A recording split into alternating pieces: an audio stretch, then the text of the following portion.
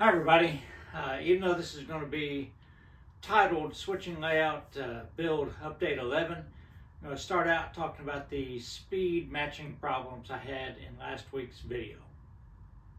Before we get into that, my stepson, Lance Atkins, professional photographer in Cincinnati, Ohio, came down last Sunday to take some pictures for part 3 of the layout series. So hopefully he'll get those to me pretty soon and I can get that to N-Scale magazine.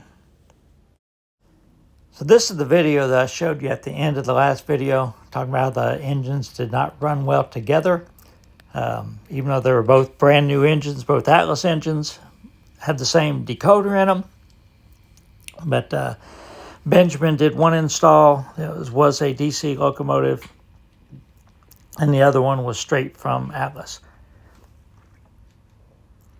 There's a huge difference in the speeds, and they really fought each other when I was filming my last video.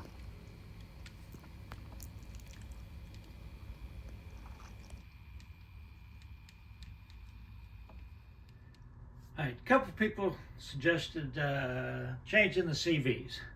So first thing I did was, of course, number 4108 was Benjamin did the install. That was a DC only version that I sent to him. And the Atlas version was 4138, originally 4108, that I changed the number on so I didn't have two numbers the same. I checked the CVs, 2, 5, and 6 on both of them, and they read exactly the same, which I thought was kind of weird, but they read exactly the same. So since I wanted to slow 4138 down, I changed CV2 to 2, and then I checked it, and it didn't really make any difference at all. I went in and I changed CV5 to 128 and CV6 to 44. So basically I took half the values on the CVs 5 and 6. So now let me show you what the two of them look like together. Same parameters as last time. I set them up as a consist, an old consist. Parallel tracks. As you can see, the 4138, which is on the far track, is still slightly faster, but this is pretty good. If I ran long trains over the whole layout, then I might keep tweaking it to get them perfect. But I think just running the two of them together for the interchange runs for the NW, this is pretty daggone good. They shouldn't have any problem running together. I will go in and just make a little minor tweak to the CV 5 and 6 on the 4138, slow it down just a little bit more. But I'm pretty happy with this, and it was an easy solution without having to send them off to Benjamin. So thanks for the suggestions.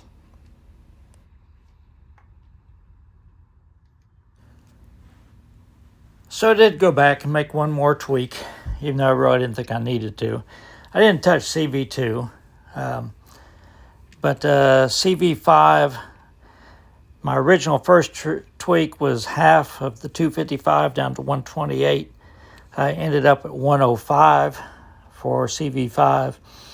And CV6, I went from down to 44 the first time, and then I went down to I think 35 the second time, and finally ended up at 38.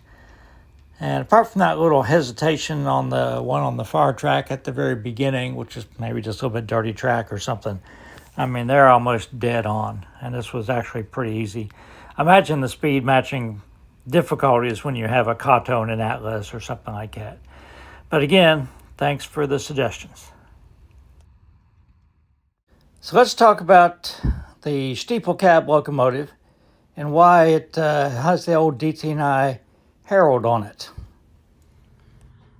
So back in the 1980s, Scott Trostel came out with this book about the DTNI, really well-written book. And of course I purchased one. Had to have it. Well, in about 2005 or whatever, I got out of trains for almost a decade, probably a little bit longer than a decade. And I sold a lot of my railroad books because my daughter was getting ready to go to college, and I just basically, they're taking up space and I needed the money. But a few years ago, I decided I wanted to get a copy of this book again.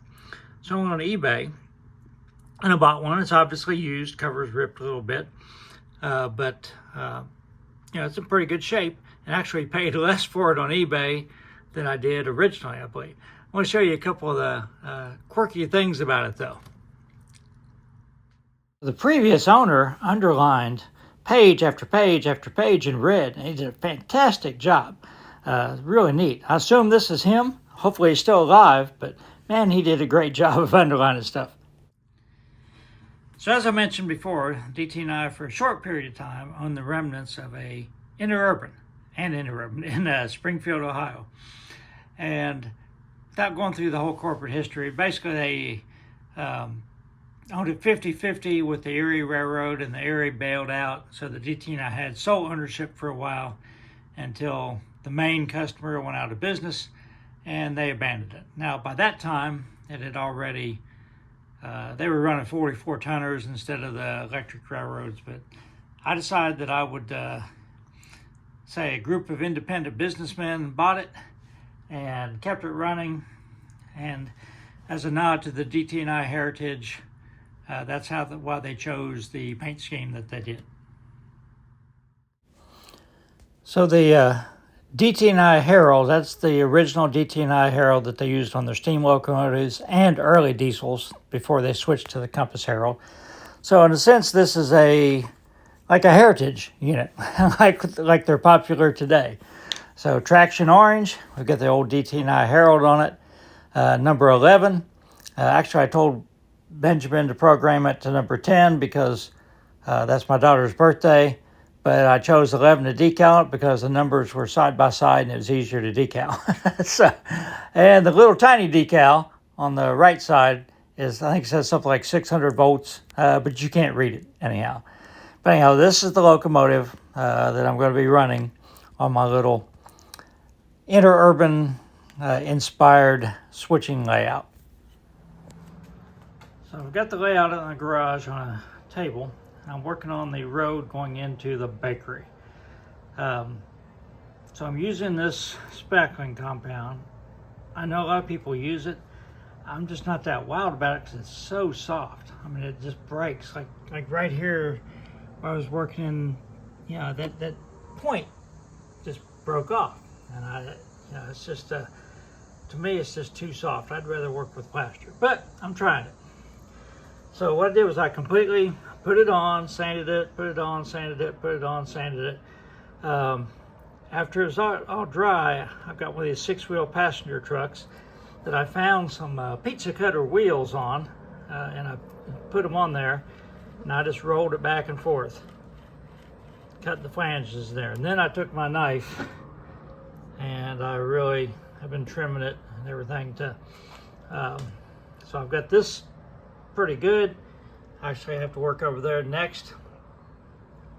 Again, I'm just not that wild about the stuff, but hopefully after I paint it and weather it and everything, it will get a little more durable, I hope.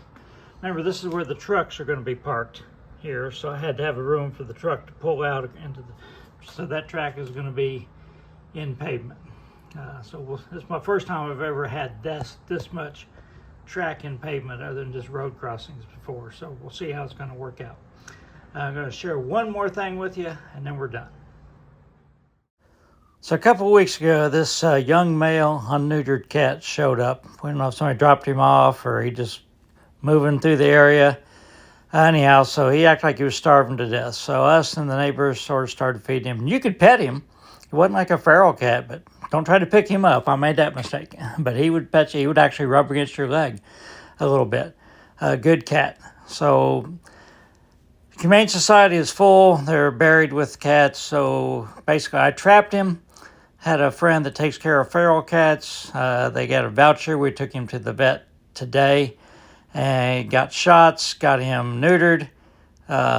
Flea, tick medicine, and tomorrow morning she's going to drop him back off at our house.